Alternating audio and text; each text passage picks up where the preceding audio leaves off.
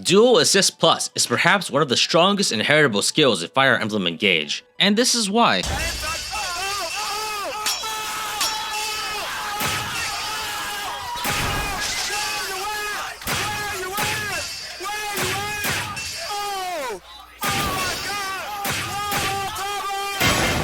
If you field a large number of characters in backup classes, such as heroes or warriors, and inherit the skill to them, you can produce a truly ridiculous amount of damage output every turn. And it's all because of a mechanic new to Fire Emblem Engage: chain attacks. Backups are a class type primarily consisting of melee infantry that can execute chain attacks if enemies are within their stationary attack range. When you attack an enemy, every backup within range of that enemy will execute a chain attack. Chain attacks always deal 10% of your opponent's HP, rounded down at a flat 80% accuracy. This means that they ignore enemy avoid rates, defense, resistance, and even scale up their damage as your opponents become stronger. In other words, if you stack enough chain attacks, you can kill any enemy, no matter how tanky or dodgy they are. However, the normal chain attack range is pretty small, and most being 1 to 3 tiles away from your character, depending on which weapon they wield. It can be difficult to stack many chain attacks on individual enemies because of positioning. However, there is a skill that you can inherit from Emblem Lucina called Dual Assist, or its upgraded version, Dual Assist Plus. Dual Assist has a 35% chance of drastically increasing the range from which you can launch chain attacks, and Dual Assist Plus doubles this to 70%. What it does is that instead of chain attacks only happening within your stationary attack range, if the skill activates, Dual Assist increases your chain attack range to your attack range plus all of your movement, which can frequently extend as far as 8 or 9 tiles. In other words, by having your entire army close together, any attack launched by any ally can result in a truly ridiculous number of chain attacks from your entire army. Note that in order for the skill to have any effect, your unit must actually be able to launch chain attacks, so they must be in a backup class or have the Lucina ring equipped, which grants the exclusive uninheritable dual strike skill, which allows a unit to chain attack even without the correct class type.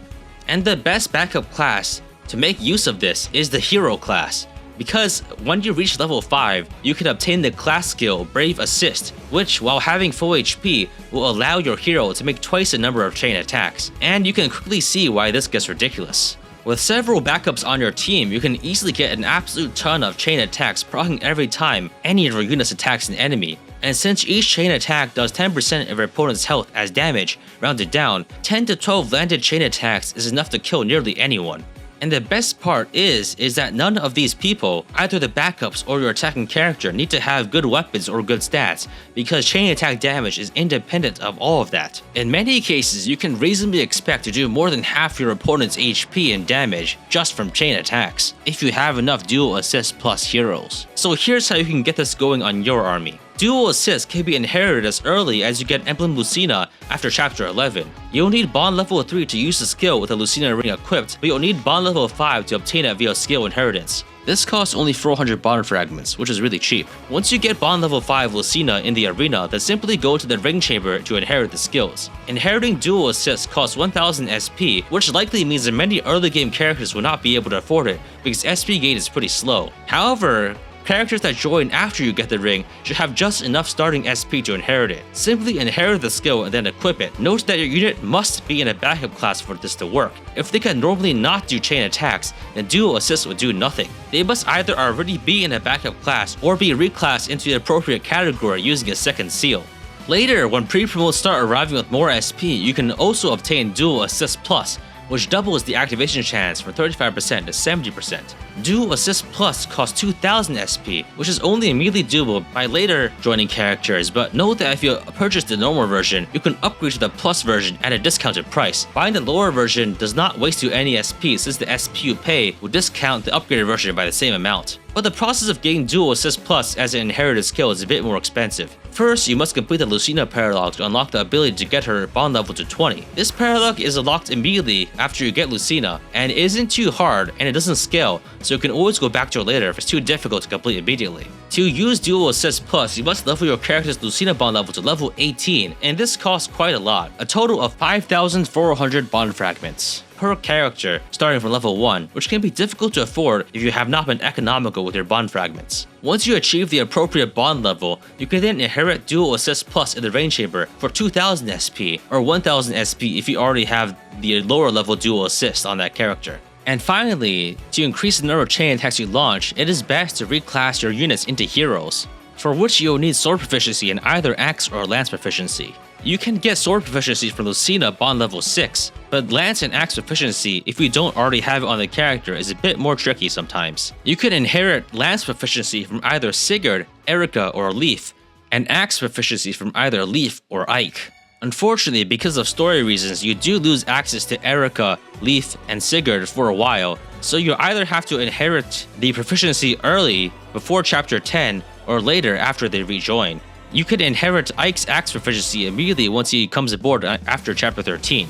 Then, if your unit is already in an advanced class, then you can use a second steal to class change into a hero. Once you get to level 5, you'll obtain the Brave Assist skill, which allows you to double up on chain attacks. Note that if you class change again into a different class, you will lose access to the class skill Brave Assist, so consider that if you want to change again. And there you have it. By stacking an absolute ton of heroes and other backups with Brave Assist and Dual Assist Plus, every time that you attack, you can trigger a ton of potential free damage that ignores all enemy defense and resistance and dodge rate. This team composition and strategy is good enough to work for Maddening difficulty, and it definitely carried me through my first Maddening playthrough. You can generally expect to replace many physical melee units on your team with Dual Assist Plus heroes and probably be better off for it. I'd say that it's probably the best use of all the late game free promos that the game throws at you near the end of the game. I personally wound up with 7 or so Dual Assist Plus heroes on my endgame team, and that's probably where I might draw the line.